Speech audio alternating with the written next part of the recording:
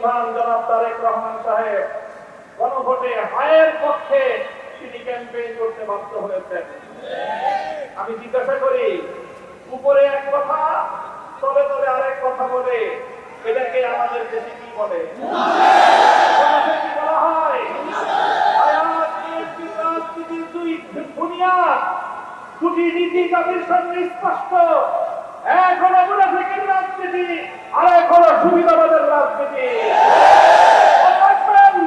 জুলাই বিপ্লবের রক্তের উপর প্রতিষ্ঠিত নতুন বাংলাদেশে সুবিধাবাদের রাজনীতি, মুনাফিকের রাজনীতি বাংলার মানুষ সহ্য করে না।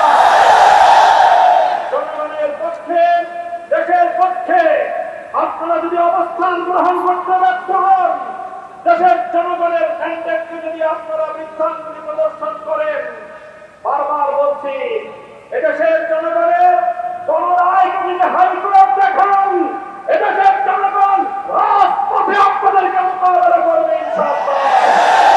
70% জনগণের বিপক্ষে গিয়ে দেশের ক্ষমতার মস্তকে টিকতে পারবেন না।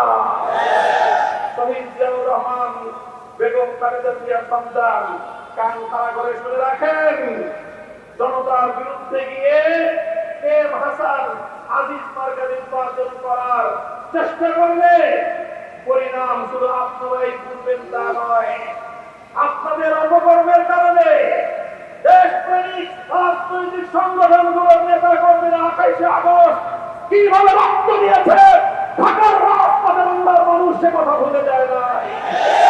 আপনাদের খুনের খেসারত দিতে হয়েছে আমাদেরকে, 25 বছর পর্যন্ত গুম খুন আর হত্যার রাজনীতির শিকার হতে হয়েছে। একজন মা, সে তার নিজের ছেলে এবং নিজের মেয়ের জামাতা সম্পর্কে মন্তব্য করতে গিয়ে বলে, আমার ছেলেটা খুব খারাপ, শুধু শাশুড়ির কথা শুনে, আর আমার মেয়ের জামাইটা খুব ভালো, কারণ সে শুধু আমার কথা শুনে। কথা শুনলে মেয়ের জামাই ভালো, আর কথা না শুনলে নিজের ছেলেও খারাপ। আজকে বিএনপির হয়েছে সেই সুবিধাবাদের রোগ। অন্তর্বর্তীকালীন সরকার প্রবর্তিত অধ্যাদেশগুলোর মধ্যে যেগুলো ক্ষমতাকে বৃদ্ধি করে সরকারের এবং সরকারের আরো নিয়ন্ত্রণ প্রতিষ্ঠা করতে সহায়তা করে, সেই সকল অধ্যাদেশগুলো বিএনপির খুব পছন্দ। আর যে সকল অধ্যাদেশগুলো, যে সকল প্রস্তাবনাগুলো জাতির কাছে জবাবদিহিতায় বাধ্য করে, সেগুলো তাদের কাছে খুব অপছন্দ। তাই আমরা মনে করি বিএনপি আজ যে রাজনীতি করছে সুবিধাবাদের রাজনীতি।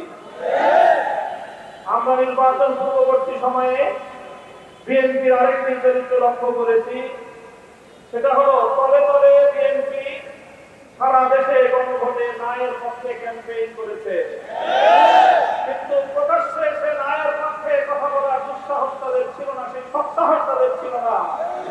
এই জন্য লক্ষ জনতার সামনে বিএনপি প্রধান জনাব তারেক রহমান সাহেব গণভোটে হায়ের পক্ষে তিনি ক্যাম্পেইন করতে বাধ্য হয়েছেন। আমি জিজ্ঞাসা করি, উপরে এক কথা তলে তলে আরেক কথা বলে, এটাকে আমাদের দেশে কি বলে? বলা হয় রাজনীতির দুই বুনিয়াদ, দুটি নীতি জাতির সামনে স্পষ্ট। এক হলো মুনাফিকের রাজনীতি, আর এক হলো সুবিধাবাদের রাজনীতি। জুলাই বিপ্লবের রক্তের উপর প্রতিষ্ঠিত নতুন বাংলাদেশে সুবিধাবাদের রাজনীতি, মুনাফিকের রাজনীতি বাংলার মানুষ সহ্য করে না।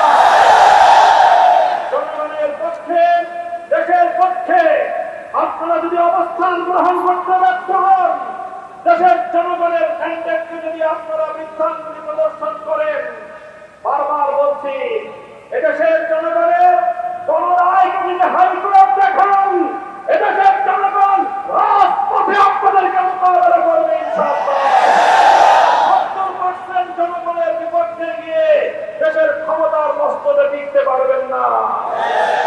শহীদ জিয়াউর রহমান, বেগম খালেদা জিয়ার সন্তান, কান খাড়া করে শুনে রাখেন, জনতার বিরুদ্ধে গিয়ে এম হাসান আজিজ মার্কা নির্বাচন করার চেষ্টা করলে পরিণাম শুধু আপনারাই ভুলবেন তা নয়, আপনাদের অপকর্মের কারণে দেশপ্রেমিক রাজনৈতিক সংগঠনগুলোর নেতা কর্মীরা 28 আগস্ট কিভাবে রক্ত দিয়েছে ঢাকার রাজপথে বাংলার মানুষ সে কথা ভুলে যায় না। আপনাদের খুনের খেসারত দিতে হয়েছে আমাদেরকে, 25 বছর পর্যন্ত গুম খুন আর হত্যার রাজনীতির শিকার হতে হয়েছে।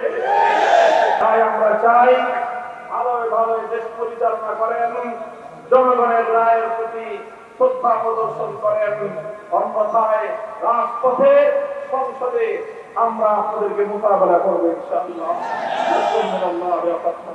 আমি আজকে আপনাদের সাথে কথা বলার সুযোগ পেয়েছি তা জুলাই বিপ্লবের কারণে। আজকে যিনি প্রধানমন্ত্রী হয়েছেন জুলাই বিপ্লবের কারণে, আজকে যিনি স্বরাষ্ট্রমন্ত্রী হয়েছেন জুলাই বিপ্লবের কারণে, আজকে যারা বেশিরভাগ এমপি হয়েছেন জুলাই বিপ্লবের কারণে। যে জুলাই বিপ্লব আমাদের নতুন জীবন দান করলো, সেই জুলাই বিপ্লব অস্বীকার করা মানে এই নতুন জীবনকে অস্বীকার করা। সংগ্রামী বন্ধুগণ, 24শে জুলাই বিপ্লব একটি দলকে ক্ষমতাচ্যুত করে আরেকটি দলকে ক্ষমতা বসান ছিল না। জুলাই বিপ্লব ছিল পুরাতন ব্যবস্থাকে তুলে ফেলে নতুন ব্যবস্থা কায়েম করা। জুলাই বিপ্লব ছিল একজন ব্যক্তির হাতে ক্ষমতা কুক্ষিত না করে জনগণের ক্ষমতা জনগণের কাছে ফিরিয়ে যাওয়া। আজকে গণভোট অস্বীকার করা মানে শুধু 70% মানুষের রায় অস্বীকার করা নয়, 70% রায় অস্বীকার করার মধ্য দিয়ে আমার তারা আমাকে সেই ফেসিলিটি কায়দায় এক ব্যক্তির কাছে সমস্ত ক্ষমতা দিতে চায়। আমরা দীর্ঘ 16 বছরে এক ব্যক্তির ক্ষমতার শাসন দেখেছি। আমাদের হাজার হাজার ভাই থেকে জীবন দিতে হয়েছে। শুধু জামাত ইসলামের কেন্দ্রে 11 জন ব্যক্তিকে ফাঁসির কাছে ঝুলিয়ে বিনা দিকে হত্যা করা হয়েছে। যে জুলাই বিপ্লবের সূচনা হয়েছে রংপুর, যে রংপুরের সন্তান আমি, রংপুরের সন্তান এখানে আছেন আক্তার হোসেন, আবু সাইদ রক্ত দিয়েছিল কি জন্য?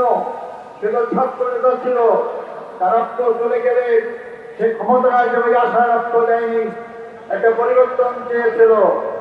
আজকে বিএনপি ক্ষমতাকে পরিবর্তন ভুলে গিয়েছে।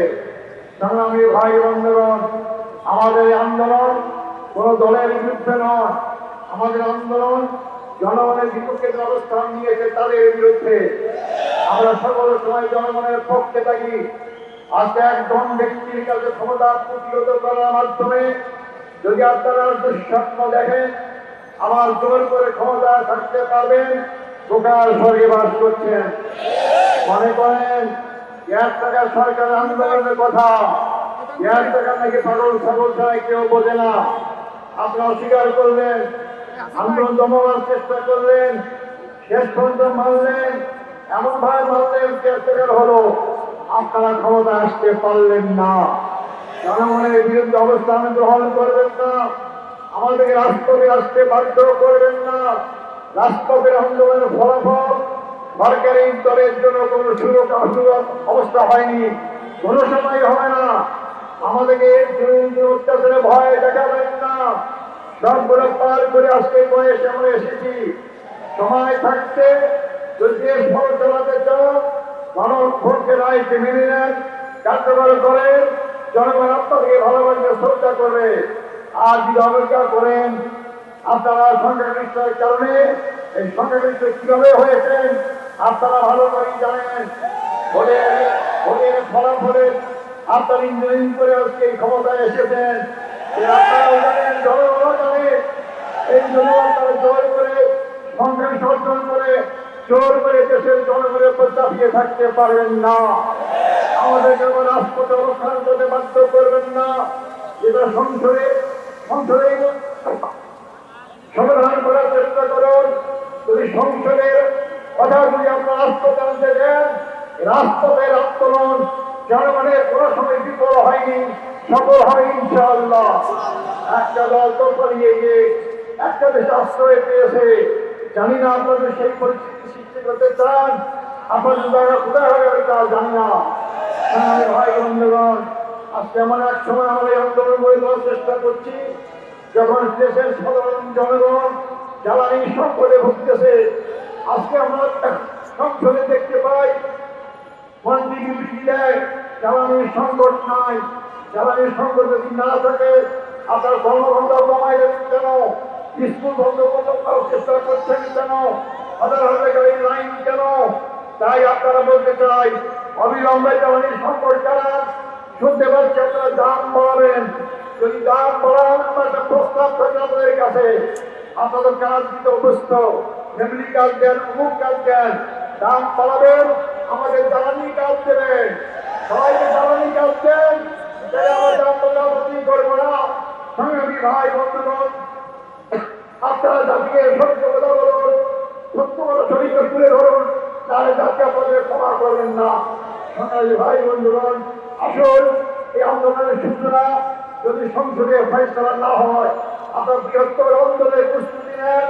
আমরা জনগণের পক্ষে আন্দোলন করবো ইনশাআল্লাহ। সবাইকে ধন্যবাদ। আসসালামু আলাইকুম রহমতুল্লাহ।